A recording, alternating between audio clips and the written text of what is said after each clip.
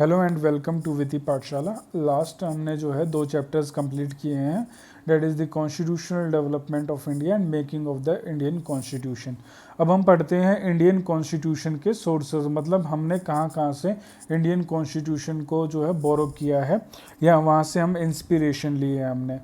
हमारी संविधान की संरचना, मतलब कि हमने जो है सबसे ज़्यादा हम प्रभावित कहाँ से हुए हैं, इंडियन गवर्नमेंट एक्ट 1935 से हमने सबसे ज़्यादा योगदान वहाँ से मिला है। लेकिन साथ ही कई देशों से कॉन्स्टिट्यूशनल एलिमेंट अडॉप्ट किए गए हैं। उनकी सूची इस प्रकार है। अगर हम ब्रिटेन से बात करें तो हमने पार्लियामेंट्री सिस्टम लिया है, सिंगल सिटीजनशिप और रूल ऑफ द लॉ। तो पार्लियामेंट्री सिस्टम की अगर हम बात करें तो पार्लियामेंट्री सिस्टम जो है, यहाँ पर अगर आपको याद रखना है कि 2 सिस्टम्स पॉपुलर थे उस समय पे, पार्लियामेंट्री और प्रेसिडेंशियल। क्योंकि हमारे देश में हमारे लोग जो हैं वो वाकिफ़ थे, पहले से ही पार्लियामेंट्री सिस्टम वो चल रहा था, इसलिए हमारे फोरफादर्स ने कॉन्स्टिट्यूशनल मेकर्स ने पार्लियामेंट्री सिस्टम की चॉइस की। यूएसए से हमने फंडामेंटल राइट लिए, जुडिशियल रिव्यू लिया, independence of judiciary, impeachment of the president, removal of the supreme court, high court जजेस और वाइस प्रेसिडेंट की पोस्ट हमने वहाँ से इंस्पायर्ड है। कनाडा से हमने federation with a strong centre, appointment of governor by the centre के द्वारा गवर्नर को अपॉइंट किया जाता है, residual powers with the union के पास। आयरलैंड से हमने डीपीएसपी लिए हैं, directory principles of state policy. Then हमने प्रेसिडेंट का इलेक्शन सिस्टम जो है, प्रेसिडेंट का इलेक्शन का जो सिस्टम है वो हमने लिया है। नॉमिनेशन, राज्यसभा के मेंबर्स को नॉमिनेट किया जाता है, 12 सदस्यों को नॉमिनेट किया जाता है, उनसे वो आयरलैंड से इंस्पायर्ड है। नेक्स्ट, ऑस्ट्रेलिया से हमने freedom of the trade and the commerce, cooperative federalism, joint sitting parliament की बुलाई जाती है। जॉइंट सिटिंग कब बुलाई जाती है? जब जो है पार्लियामेंट में डेडलॉक की सिचुएशन आ जाती है, कोई बिल पास नहीं होता है, लोकसभा से पास नहीं होता, राज्यसभा में कोई पेश किया जाए तो राज्यसभा में ही डेडलॉक हो जाता है या लोकसभा में जाकर डेडलॉक हो जाता है, मतलब कि कोई बिल पास ना हो रहा है, उस केस में जॉइंट सिटिंग बुलाई जाती है। तो इसको हम डिटेल में पढ़ेंगे जब हम पार्लियामेंट पढ़ेंगे। नेक्स्ट है concurrent list. Germany Weimar constitution से हमने लिया है, suspension of the fundamental right during the emergency के समय। सोवियत यूनियन जो कि पहले यूएसएसआर था, और रशिया हमने फंडामेंटल ड्यूटीज़ लिया। साउथ अफ्रीका से हमने कॉन्स्टिट्यूशनल अमेंडमेंट प्रोसीजर, राज्यसभा का इलेक्शन का सिस्टम। तो यहाँ पे कंफ्यूज नहीं होना, नॉमिनेशन आयरलैंड से लिया और साउथ अफ्रीका से इलेक्शन सिस्टम राज्यसभा का हमने लिया है।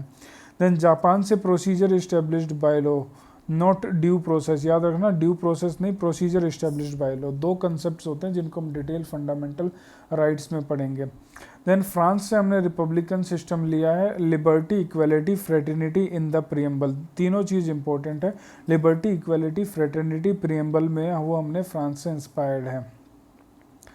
Now parts of the Indian constitution जो कि ओरिजिनली स्ट्रक्चर्ड हैं, तो उन पर बात करते हैं। सबसे पहले पार्ट्स कैसे याद करने, किस पार्ट में क्या है वो कॉन्स्टिट्यूशन में पूछ लेता है। तो सबसे पहले अगर मैं आपको बताऊं कि 4 कंसेप्ट किसी स्टेट के अगर आपको पता होना चाहिए, तो स्टेट में सबसे पहले स्टेट की डेफिनेशन में क्या आता है।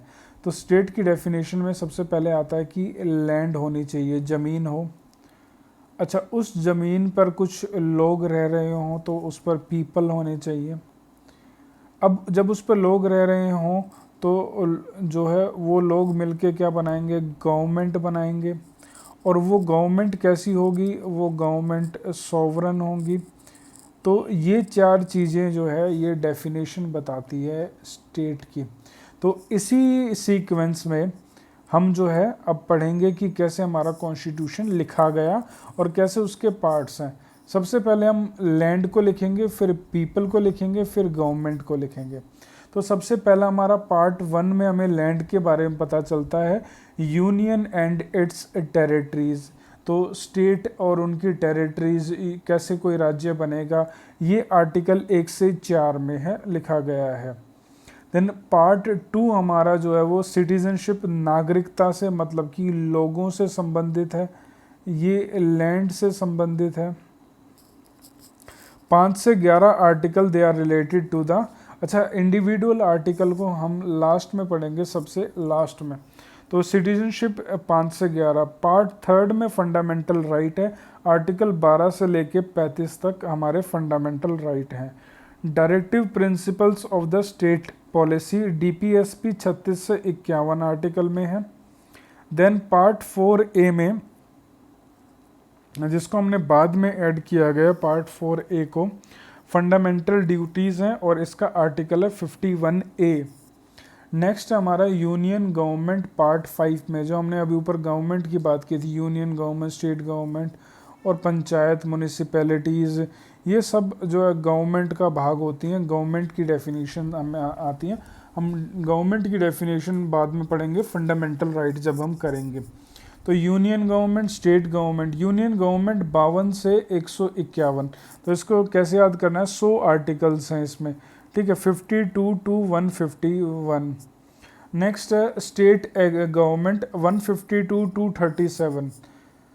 Now state in B part, पहले ये था, अब इसको रिपील करके हटा दिया गया है। पार्ट 7 अब जो है मौजूद नहीं है, आर्टिकल 238 डिलीट कर दिया गया है। देन यूनियन टेरिटरीज आर्टिकल 239 से लेकर 242 में है, तो 39 to 42। देन आता है पंचायत एंड म्यूनिसिपैलिटीज, याद रखना पार्ट 9A को बाद में ऐड किया गया था, इनको ऐड किया गया है। और 2 नए शेड्यूल भी, 11 शेड्यूल जो कि रिलेटेड टू पंचायत है, और शेड्यूल नंबर 12 जो कि हम थोड़ी देर में पढ़ेंगे।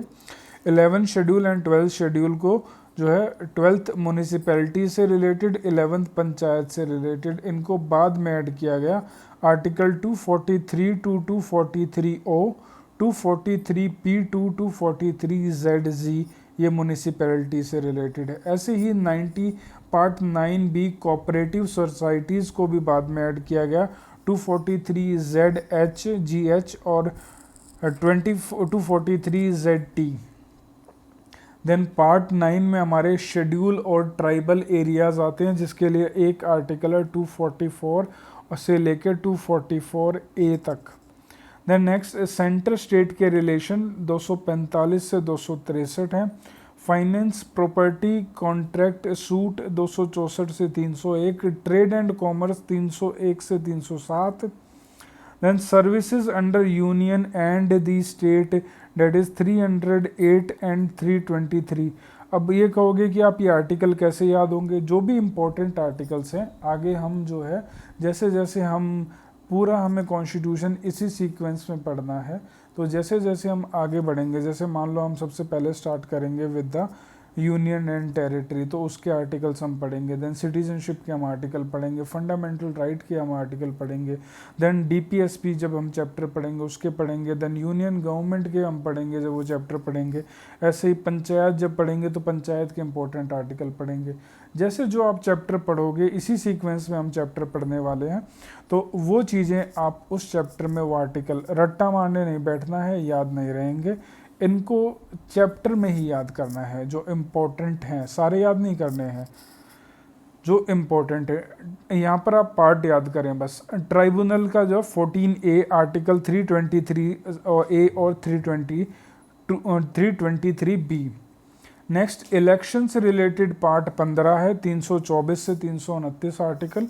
Then special provision SC ST OBC के लिए 330 से 342 आर्टिकल है। ऑफिशियल लैंग्वेज का आर्टिकल है 343 से लेकर 351 तक। देन इमरजेंसी प्रोविजंस लिखे गए हैं 352 to 360, ये इंपॉर्टेंट आर्टिकल है, that is the part 18 important है। देन मिसलीनियस आर्टिकल्स हमारे 361 से 367 में। Constitution amendment very important for exam point of view, इसको स्टार मार्क कर सकते हैं, इसको पार्ट 20 बहुत ज़्यादा इंपॉर्टेंट है। Then part 21 temporary transitional provisions 369 to 92 and short title commencement and repeals को रखा गया 393 से 395 में। तो ये था पार्ट्स के बारे में, और सेकंड चैप्टर में हमने पढ़ा कौन कौन से हमारे पार्ट और कॉन्स्टिट्यूशन के पार्ट्स हैं एंड दी सोर्सेज हमने यहाँ पे कंप्लीट किए। नाउ नेक्स्ट क्लास में जो है हम पढ़ेंगे about the next chapter preamble हम करेंगे। अब हम संविधान पढ़ना शुरू करेंगे। सबसे पहले संविधान में हम प्रीएम्बल आता है, प्रीएम्बल पढ़ेंगे, then union and territory, citizenship पढ़ेंगे, फंडामेंटल राइट पढ़ेंगे, और इसी सीक्वेंस में हम जितने भी पार्ट हैं संविधान के उन सब को डिटेल में पढ़ेंगे।